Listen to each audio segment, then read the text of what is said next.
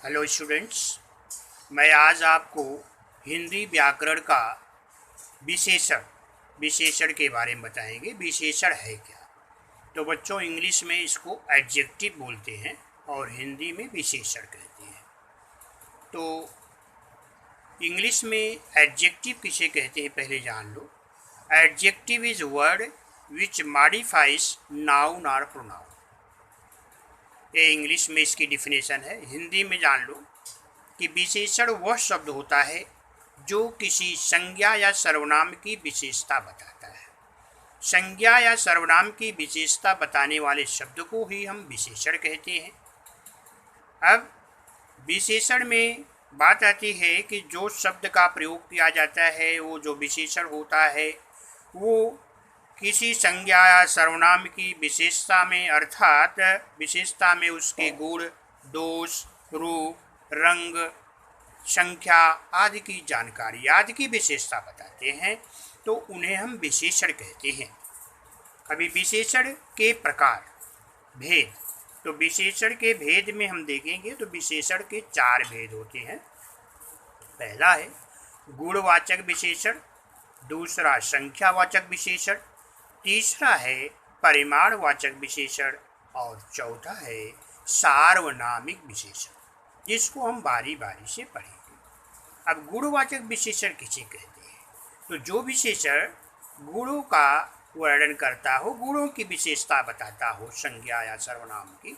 बच्चों, ये कभी संज्ञा की विशेषता बताता है, कभी सर्वनाम की बताता है, लेकिन उसके गुणों को बताता है, इसलिए इसे हम गुणवाचक विशेषण कहेंगे। गुणवाचक विशेषण जो शब्द संज्ञा या सर्वनाम के गुण, दोष, रूप, रंग आदि की जानकारी दे, आदि का बोध कराए, उसे हम गुणवाचक विशेषण कहेंगे। जैसे रहमान बड़ा मूर्ख है, ये जो मूर्ख है ये विशेषण हुआ। अब यहाँ पर रहमान जो है संज्ञा है, व्यक्तिवाचक संज्ञा है, और इस व्यक्तिवाचक संज्ञा की वो विशेषता बता रहा है कि उसके पास जो गुण है वो मूर्खता का गुण है, वो मूर्ख है, इसलिए यह जो है विशेषण, इस विशेषण को हम गुणवाचक विशेषण कहेंगे। अगला देखिए, गोवा में खूबसूरत सागर तट है। खूबसूरत, ये जो गोवा का वर्णन किया, गोवा जो है खूबसूरत है, समुद्र का तट जो वहाँ पर सुंदर समुद्र का तट है, खूबसूरत, ये जो है विशेषण है जो गोवा की विशेषता बता रहा है, और गोवा जो है संज्ञा है। तो यह संज्ञा और सर्वनाम, कभी संज्ञा की और कभी सर्वनाम की विशेषता बताता है, और उसके गुण, दोष, रूप, रंग को बताता है, इसलिए इसे हम गुणवाचक विशेषण कहेंगे। अभी गुणवाचक विशेषण के बाद दूसरा विशेषण आता है संख्यावाचक विशेषण।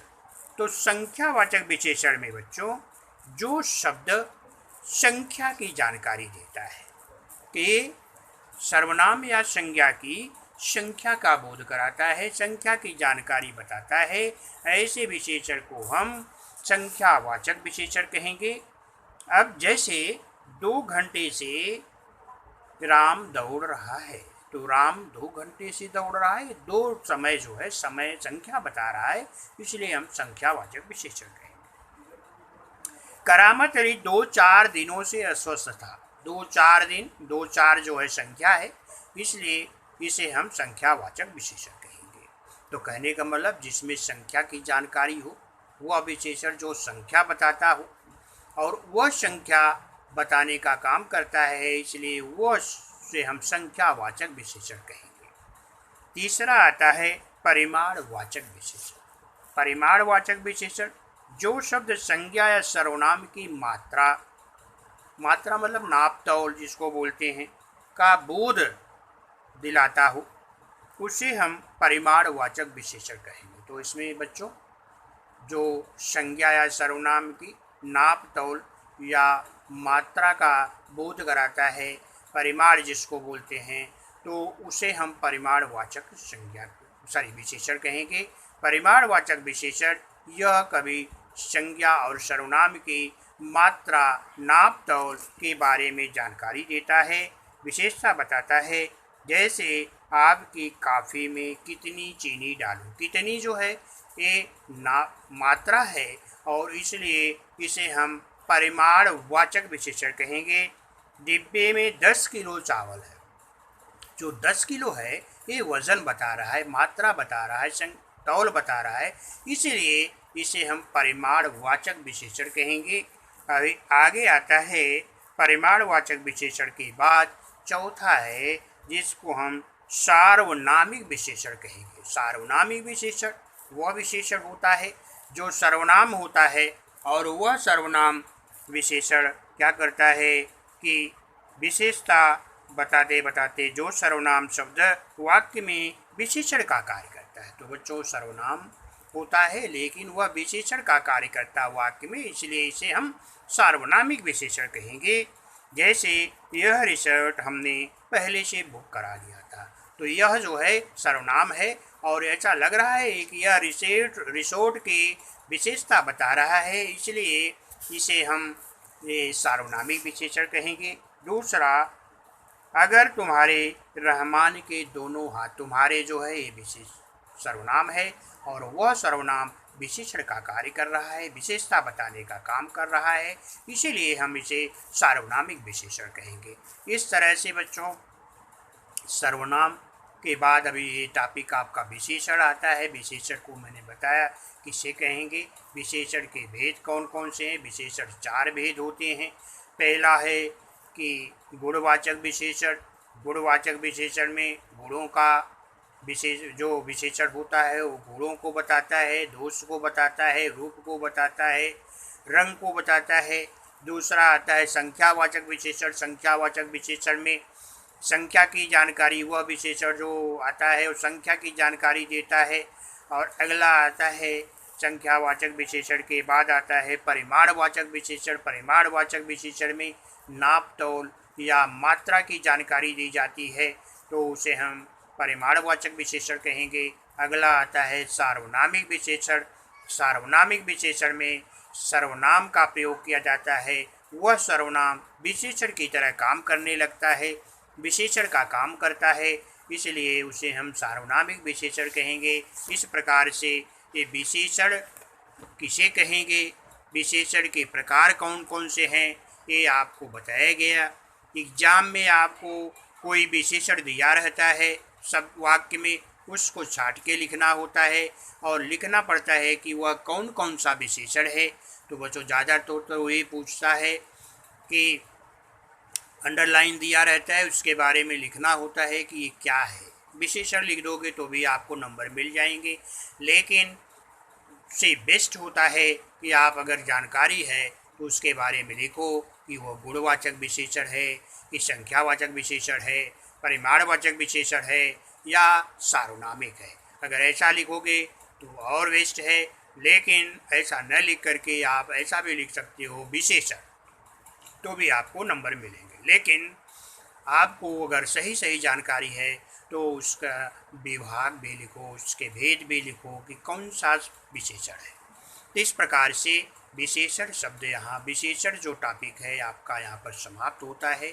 विशेषण को यहाँ पर आज पढ़ाया गया। अब विशेषण के बाद अगला टॉपिक जो है, जो विकारी शब्द का ये चौथा भाग है, जिसको कि अगले टॉपिक में, अगले पीरियड लेक्चर में आपको बताएंगे, तो आपको समझ में आएगा। अब बात आती है कि कभी कभी प्रत्यय लगा करके विशेषण बनाना पड़ता है। तो कुछ प्रत्यय होते हैं हिंदी में जिसको लगा करके विशेषण बनाते हैं। जैसे मैंने बताया आपको अक, आ, आलू, ई, इत, ई, इन, ई, इला इत्यादि बहुत सारे ऐसे प्रत्यय हैं जिनको लगा करके विशेषण बनाए जाते हैं। जैसे आकर्षक, आकर्षण में आकर्षण शब्द है, आकर्षण में अक लगा दिए तो आकर्षक हो गया। आकर्षण अक जोड़ दिया तो आकर्षक हो गया। अहिंसा में अक जोड़ दिया तो अहिंसक हो गया। ये जो है आपका विशेषण हो गया। प्यार में आ लगा दिया तो प्यारा हो गया। झूठ में आ लगा दिया तो झूठा। अब ये प्यार जो है मूल शब्द है और आ जो है प्रत्यय है। तो कभी कभी बच्चों दिया रहता है कि विशेषण बनाने को देता है और कभी कभी विशेषण रहता है उसमें से मूल शब्द और प्रत्यय अलग करके लिखना होता है। आपको जानकारी रहेगी तो कर लोगे। जैसे प्यार धन बराबर प्यारा, तो प्यारा दिया है तो आप छाट लोगे मूल शब्द प्यार और आ जो है प्रत्यय है।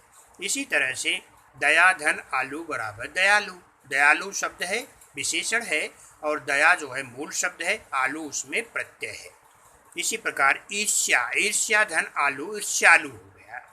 धर्म में एक जोड़ दिया तो धार्मिक, समाज में जोड़ दिया एक तो सामाजिक। इस प्रकार से कभी विशेषण दिया रहता है उसमें से मूल शब्द अलग करना होता है, प्रत्यय अलग करना होता है और कभी कभी प्रत्यय लगा करके विशेषण बनाने को होता है। आपको जानकारी रहेगी तो किसी भी प्रकार से पूछेगा आप उसको कर लोगे।